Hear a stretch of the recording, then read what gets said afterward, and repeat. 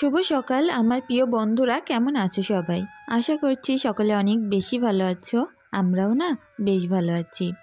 সকাল সকাল আরও নতুন সুন্দর একটি ব্লগ নিয়ে হাজির হয়েছি। আমি রূপা, ব্লগার রূপা চ্যানেলে সকলকে স্বাগত জানিয়ে আজকের ব্লগটি শুরু করছি।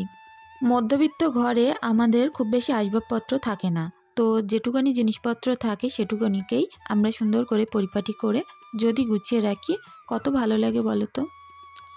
এই বেডশিটটা অনেকখানি ছোট, যার কারণে আমি পাতি না।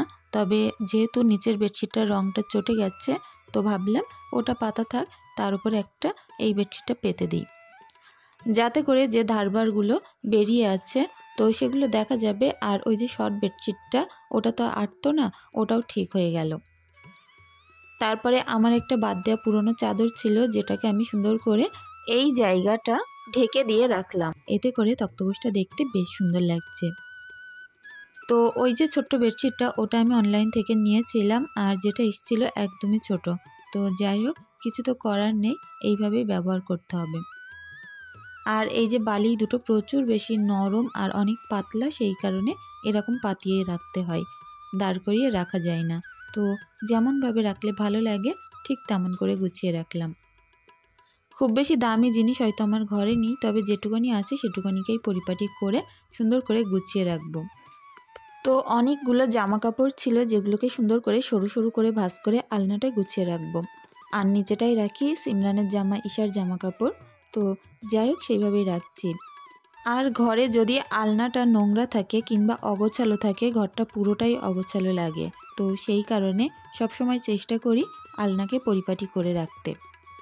অনেক পুরনো আলনা, যেটা আমার বিয়ের আগের তৈরি করা, তো এখনও পর্যন্ত ওই মোটামুটি চলে যাচ্ছে। তো তাকে ভালো রাখতে আরও সুন্দর করে পরিপাটি করে সবসময় গুছিয়ে রাখি। আর এই যে বাক্সের ওপরটা, এখানটায় কিছুটা জায়গা ফাঁকা আছে, তো এখানে একটা ঝুড়ি রেখেছি। এখানে ঈশার সমস্ত জামা প্যান্ট রাখি। এতে করে বাচ্চা কাচ্চা যখন স্নান হয়ে যায় সঙ্গে সঙ্গে আমি হাতের কাছে খুঁজে পাই। আর এই যে সিমরানের পড়ার টেবিলটার এখন দেখো কতটা খারাপ অবস্থা। তো বাচ্চা কাচ্চার স্টাডি রুম যদি একটু গুছিয়ে গাছিয়ে রাখা যায়, ওদেরও কিন্তু পড়াশোনায় খুব সুন্দর মন বসে। তো আমি আমার এই যে ছোট্ট ঘরটাকে সুন্দর সুন্দর ছোট্ট ছোট্ট জিনিস দিয়ে অর্গানাইজ করে এইভাবে গুছিয়ে রাখি। ওই বলতে পারো বাড়িতে থাকা পুতুল, তারপরে এরকম ক্যালেন্ডার, তো এই টুকিটাকি যা হাতের কাছে আছে তাই দিয়ে অর্গানাইজ করি। আলাদা করে এর জন্য আমার কোনো বাজেট নষ্ট করতে হয় না। আর বুঝতেই পারছো, মধ্যবিত্ত ঘরে সবটাই একটু কষ্ট করেই চলে। তো দেখো সুন্দর করে এই যে টেবিলটার উপরে একটু ফুল দিয়ে দিলাম, দেখতে আরও ভালো লাগবে। আর পুতুলটা এখন থাক, পরে আমি এখান থেকে তুলে নেব। আর দিয়ে দিলাম লাস্টে 1 বোতল পানি। তো এতে করে পড়ার টেবিলটা পুরো সম্পূর্ণ হয়ে গেল, আর দেখতেও খুব ভালো লাগছিল। তো এই যে বক্সটা আছে, এখানে আছে যত বাদ দেওয়া জিনিসপত্র, জামা কাপড়, তারপরে লেপ, কাঁথা, কম্বল। তো ওই জায়গাটা একটু ঢেকে দিয়ে রাখলাম। আর এই সামসেটের ওপরে হাঁড়িকুড়ি থাকে, ওই ঘরটায় কোনো হাঁড়িকুড়ি থাকে না, তো সেই কারণে এই জায়গাটা একটু এরকম গুছিয়ে রাখি। আর এ পাশটা আছে ঈশা ছোটোবেলায় যত দুধ খেয়েছে, দুধের কৌটো।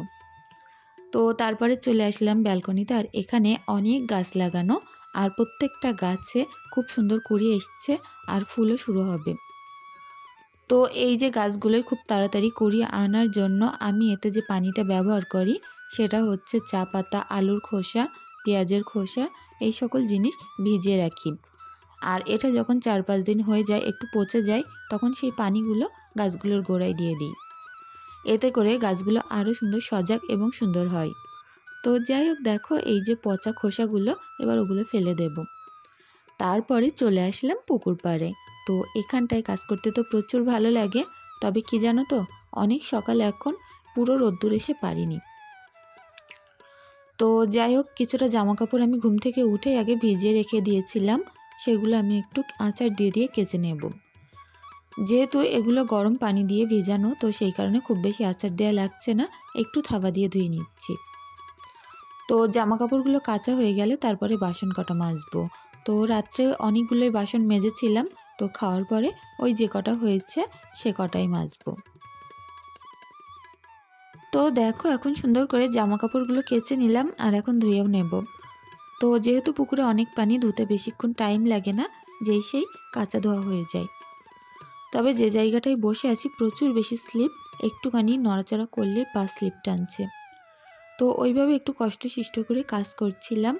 আর এখন বেলাটা যেন উঠছে আর রোদ্দুরটাও আস্তে আস্তে হয়তো উঠবে। তো যাই হোক, ঠান্ডাটা আজকে অনেকটাই কম ছিল। আর ঠান্ডা কম থাকলে না কাজ করতে প্রচুর ভালো লাগে। আমার তো বেশি ঠান্ডা একদমই ভালো লাগে না। আর যেখানে লেপ কম্বল অনেকটা ব্যবহার করতে হয়, তা বাদে অনেক সোয়েটার পরে থাকতে হয়, অনেক ভারী জিনিসপত্র, তো আমার অনেক কষ্ট হয়।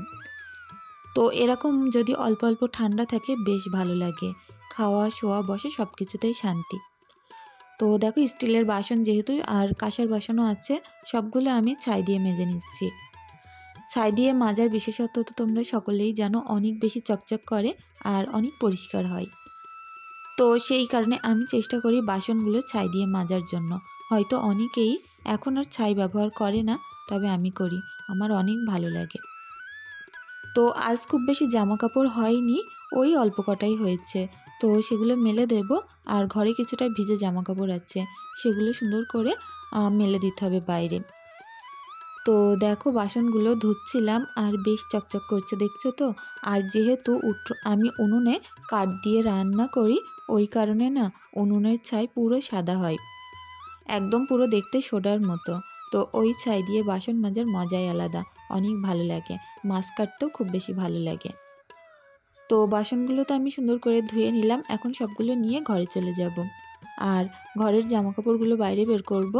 আর যে ভিজে জামাকাপড়, এগুলো সবটাই একসঙ্গে করে সুন্দর করে দড়িতে মেলে দেব। সকালবেলা আমার বাড়িটা অনেক বেশি নীরব, নিস্তব্ধ, নির্ঝুম থাকে, যার কারণে কাজ করতেও যেমন মন লাগে ঠিক তেমন মনটা শিথিয়ে যায়। তো বললাম আজকে ঠান্ডা কম, বেশ ভালোও লাগছিল। আর আমি না কাজের শেষে সময় পেলে, যেহেতু আমার উঠোন প্রচুর লম্বা, তো আমি একটু হাঁটাহাঁটি করি, আমার অনেক ভালো লাগে। তো প্রত্যেকটা ভিজে জামা কাপড়, তারপরে কালকের যে হালকা শুকনো ভিজে জামা কাপড় ছিল, মেললাম। আর দেখো, প্রত্যেকটা কুল গাছের ডগায় ডগায় কুল ধরেছে, বেশ ভালো লাগে জানো তো। আর আমাদের গাছের কুল পেকেও গেছে। তো এদিকে এসে একটু গ্রিন টি নিলাম, কারণ সকালবেলাটা অনেক কষ্টদায়ক গ্রিন টি খাওয়া, তারপরেও খেতে হয় শরীরের জন্য। আর দুটো এই যে নোনতা নিমকি টাইপের বিস্কুট নিলাম, এগুলো অনেক বেশি শক্ত আর নোনতা, খুব ভালো লাগে, অনেক মুচমুচে। তো ওই দুটো বিস্কুট আর তার সঙ্গে এই 1 গ্লাস গ্রিন টি, তো এটাই সকালের আমার খাওয়া। আর ওই বেলার দিকে গিয়ে দেখি অন্য কিছু হালকা পাতলা কিছু খেয়ে নেব। তো চলে আসলাম উনুন পাড়ে, আর উনুনটাকে এখন খুব সুন্দর করে লেপে দেব। আর দেখতেই পাচ্ছ চারিদিক থেকে ভেঙে চুরে গেছে, তো কিছু করার নেই, কি বলো তো, যতদিন কাদা না উঠবে ততদিন আমি নতুন উনুন পাততেই পারছি না। যেহেতু পুকুর ভর্তি পানি, বিল ভর্তি পানি, কোনো জায়গায় এখনও কাদা বের হয়নি, তো সেই কারণে এই উনুনটা এইভাবেই চালাতে হচ্ছে।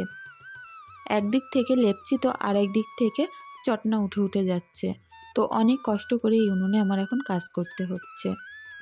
যেহেতু আমাদের এখানে নোনা এলাকা, নোনা পানি, মাটি অনেক তাড়াতাড়ি নষ্ট হয়ে যায়, মাটির গায়ে কোনো জোর থাকে না, ছাড়িয়ে ছাড়িয়ে পড়ে যায়। তো সেই কারণে এই অসুবিধাগুলো হচ্ছে। তো সকালবেলার টাইমে ঘর বাড়ি পরিপাটি, উনুন পরিপাটি, রান্নাঘর সবটাই যদি চকচক ঝকঝক করে না, নিজের মনটা পুরো বদলেই যায়। যতই মনটা খারাপ থাক না কেন, সেই মনটা অনেকটাই সুন্দর হয়ে যায়। আর আমি চেষ্টাও করি প্রত্যেক দিন সকালে 8টা-9টার মধ্যে আমার সমস্ত সংসারের কাজ গুছিয়ে করে নিতে। আর এতে করে আমার টাইমে রান্নাও শেষ হয়ে যায়। আর ঠিক তেমনি আমার অনেকটাই টাইম পাওয়া যায় আমার নিজের জন্য, আর খুব বেশি ভালো লাগে সেটা। তো প্রত্যেক দিন নিজের প্রচেষ্টায় আমার সংসারটাকে আরও একটু একটু করে নতুন করে গুছিয়ে তোলার চেষ্টা করি। তো ওদিকে উনুনটা লেপে দিয়ে আমি একটুখানি বাদে ভাত বসিয়ে দিয়েছিলাম, আর এদিকে গরম পানি। তো যে ফাঁকে ভাতটা হচ্ছিল সেই ফাঁকে আমি সবজিটা কেটে নিয়েছি, বেগুন, আলু আর মাছ কেটেছি। এটা একটা ছোট্ট ভাঙান মাছ, আর অনেক বেশি স্বাদ হয় এই মাছের। বিশেষ করে বেগুন দিয়ে রান্না করলে তো প্রচুর ভালো লাগে। তো সেই কারণে ওই ভাঙান মাছটা সুন্দর করে ভেজে বেগুন দিয়ে রাখবো। তার মধ্যে মাছটা ভাজতে ভাজতে আমার আবার শিলনোড়ায় বাটনাটাও করে নিতে হবে, যেহেতু বাটনা অনেকটাই করার ছিল, কদিন হয়ে গেছে, আজকের থেকে আবার ফুরিয়ে গেছে। তো সেই কারণে আমার বাটনাটাও করতে হবে। সব সময় সংসারের কাজ যাতে অল্প সময়ে তাড়াতাড়ি হয়ে যায়, তার কারণেই না অনেক রকম কাজ আগে থাকতেই গুছিয়ে রাখি, আর এতে করে আমার কাজগুলো অনেক তাড়াতাড়ি সহজ করে দেয়। তো কড়াটা বসিয়ে দিলাম, আর এদিকে শিলপাটাটা ধুয়ে নেব। ওপরে একটু কালি পড়েছিল, তো সুন্দর করে ধুয়ে এটা আমি এখন বাটনা করে নেব। সকালবেলা আমি যখন উনুন লেপি তখন শিলটা কিন্তু মুছে দিয়ে রাখি, তারপরেও বলা যায় না কোথা থেকে ময়লা এসে উড়ে পড়বে, তো সেই কারণে আরও একবার ধুয়ে নিলাম। তো চলো বন্ধুরা, কাজগুলো করতে করতে আমার কিছু বোনেদের কমেন্টের রিপ্লাইগুলো দিয়ে দেওয়া যাক। শবনম বোন আমাকে বলেছিলে প্রত্যেক দিন তোমার সকালে ভিডিও না দেখা হলেও রাতে দেখে নিই, তো তার জন্য অনেক ধন্যবাদ বোন, যে তোমাদের মনে আমার এতটুকু জায়গা আমি করতে পেরেছি। আসিফ আর জানা বোন আমাকে বলেছ আমি প্রথম আর শেষ পর্যন্ত তোমার সঙ্গে থাকব, আর আমার ছোট্ট পরিবারে এসো। তো অনেক ধন্যবাদ বোন, আর অবশ্যই তোমার ছোট্ট পরিবার থেকে আমিও ঘুরে আসব। ডলি বোন আমাকে বলেছে লাইক দিয়ে দেখা শুরু করলাম। তো অনেক ধন্যবাদ বন্ধু, যে প্রত্যেক দিন তোমাকে আমি এত সুন্দরভাবে পাশে পাই। অনেক ধন্যবাদ, ভালো থেকো। এসকে সাব্বির, বাকির সংসার, আলাউদ্দিন মণ্ডল, ইকরা ব্লগার, সুস্মিতা, মারফিস ডিয়ারি। তো যাই হোক, আমার এই সকল বন্ধুদেরকে জানাই অনেক অনেক ভালোবাসা। সকলে অনেক ভালো থেকো। তো এদিকে দেখো মশলাটা খুব সুন্দরভাবে কষিয়ে নিয়েছি, টমেটোও দিয়েছিলাম একটা, আর এটাতে পর্যাপ্ত পরিমাণে সিদ্ধ হওয়ার মতো পানি দিয়ে নিলাম। আর এখন বেগুন আলুগুলো তুলে দিলাম, আর যেহেতু নতুন আলু ওই কারণে পানি একটু বেশি দিয়েছি। নতুন আলুতে দেখবে পানি বেশি লাগে, তা নয় আলুগুলো একটু শক্ত শক্ত হয়ে যায় ঠান্ডা হওয়ার পরে, তো সেই কারণে। আর ভাতটা যেহেতু আমি অনেক আগেই বসিয়েছিলাম, ভাতটা উতলে গেছে, আর এখন সুন্দর করে উপরও করে নিতে হবে। সবজিটা আস্তে আস্তে হতে থাক, ওপাশে আবারও একটা হাঁড়িতে করে পানি বসিয়ে দেব, তাহলে আমার দুদিকের জাল কামাই যাবে না। তো যেহেতু সরু চাল, সেই কারণে একটু তাকবাক বুঝে রান্না করতে হয়, খুব বেশি নরম হয়ে গেলে আবার ঘেটে যাবে। তো ভাতটা আগে উপর করে নিলাম, আর এখন সবজিটা সুন্দরভাবে ঝোলটা মরে এসছে, আর এখন সুন্দর করে কষিয়ে নেব। তো প্রত্যেক দিন যে সকল বন্ধুরা আমাকে এত এত সুন্দর সুন্দর কমেন্ট করো আর যারা লাইক করো, সেই সকল বন্ধুদেরকে জানাই অনেক অনেক ভালোবাসা। আর যদি আমার সঙ্গে তোমরা দেখা করতে চাও, অবশ্যই কমেন্ট করে জানিও, চেষ্টা করব কোনো একদিন আমার সেই সকল বন্ধুদের সঙ্গে দেখা করার জন্য। কারণ তোমাদেরও যেমন ইচ্ছা আমার সঙ্গে দেখা করার, প্রত্যেক দিন এত এত কমেন্ট করো, আর আমারও অনেক ইচ্ছা তোমাদের সঙ্গে দেখা করার। অবশ্যই কমেন্ট করো, আমি রিপ্লাই দেব, আর তোমাদের সঙ্গে দেখাও করব। এদিকে দেখো এই যে সবজিটা হয়ে গেল, লাস্টে একটু জিরের গুঁড়ো, একটু মিট মশলা দিলাম, আর এত দারুণ হয়েছিল না। বিশেষ করে এই যে মাছের জন্য সবজিটা অনেক বেশি মজে গেছিল, দেখতেও যেমন সুন্দর হয়েছিল, খেতেও অনেক ভালো হয়েছিল। আর অল্প একটু মাছ, যেহেতু হাজব্যান্ড তেমন মাছ খায় না, সেই কারণে আমার আর ঈশার মতো। সিমরানও খুব একটা মাছ পছন্দ করে না। তো যাই হোক, আজকের ভিডিওটি কেমন লাগলো প্লিজ কমেন্টের মাধ্যমে জানিও, আর যদি কোনো কিছু ভুল ত্রুটি থেকে থাকে প্লিজ ক্ষমা সুন্দর দৃষ্টিতে দেখার অনুরোধ রইল। যাওয়ার আগে তোমাদের সুন্দর মতামতটা জানিয়ে যেও, আর সকলে অনেক ভালো থেকো, সুস্থ থেকো। ধন্যবাদ।